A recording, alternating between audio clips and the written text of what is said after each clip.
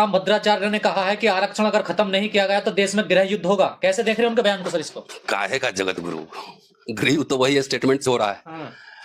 सबसे पहली बात यह है कि हम शुरू से ये बात कह रहे हैं, निशाने पर है SC ST और OBC।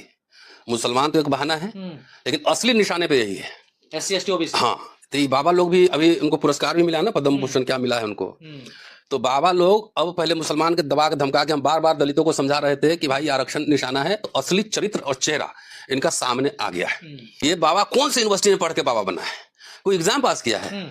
जगत गुरु है सर। जगत गुरु कौन सा एग्जाम पास किया है? बाबा साहब ने तो कब का लिखा था कि पुरोहितों का जो एनिहिलेशन ऑफ कास्ट में कि उसका एग्जाम हो, उसकी बहाली होनी चाहिए। ये लोग एग्जाम तक देके पास किया है। ये जो जिस तरह से मुसलमानों के खिलाफ अब तो आगे आरक्षण पर आ गए ना, तो ऐसे भी मोदी सरकार धीरे धीरे आरक्षण खत्म कर ही रही है। गृह युद्ध की बात कह रहे हैं सर। गृह युद्ध तो यही करवाएंगे ना। बाबा लोग क्या करेंगे? इनका काम तो आग लगा के जाके आश्रम में छुप जाए। भड़का रहे हैं। उनको ये नहीं पता है कि कोयले के खान में जो है ना, मशाल लेके रोशनी नहीं करते, तो वही काम कर रहे हैं। वो भड़का रहे हैं लोगों को। और हिम्मत है तो सरकार से घोषणा करवा दे कि आरक्षण हम खत्म करेंगे। कह रहे हमारे लोग 100% नंबर लाते हैं और उनके पास कोई आंकड़ा है?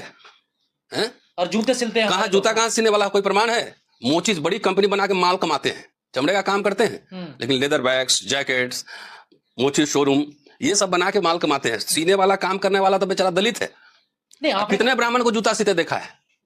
और वो तो यही कह रहे हैं। कहने से क्या होगा? 4% कौन बाबा है? ऐसे लोगों को अगर सरकार जो है, इनको तो जेल में रहना चाहिए था।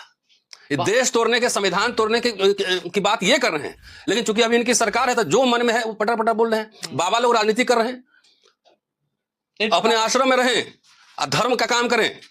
ज्यादा राजनीति में छेड़छाड़ करने की जरूरत नहीं है। बाबा राजनीति कर रहे हैं, राजनीति वाला लोग उनके चरणों में है, इसीलिए ना मन बढ़ा हुआ है। ये तो संविधान मानने वाले लोग नहीं थे ना। रामलीला ग्राउंड में जब संविधान लागू हुआ तो इनकी रैली हुई थी, इन्होंने नेहरू और अंबेडकर के पुतले फूके थे। तो ये मनुस्मृति वाले लोग हैं, ये दलित पिछड़ों को दबा के रखना चाहते हैं। ये संभव है क्या? कह रहे बाबा साहब ने गलत क्या मनुस्मृति जलाकर? उन्होंने पढ़ी नहीं थी मनुस्मृति। क्या बात करते हैं? उन्हें संस्कृत नहीं आती थी। वो क्या बात करते हैं? इनको क्या, इनको अंग्रेजी आती है, इनको फ्रेंच आती है, जर्मन आती है। मनुस्मृति जलाया था, ठीक किया था।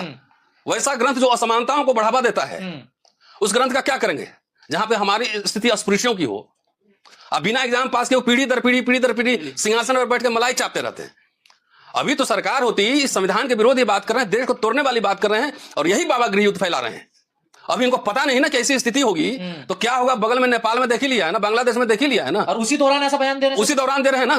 तो ये साजिश है, यहाँ पे ये साजिश है। मुसलमानों के खिलाफ पहले मुसलमानों को दबाया, लेकिन असली चरित्र यही था, आरक्षण खत्म करना। और वो सामने आ रहा है। आरक्षण कोई भीख है?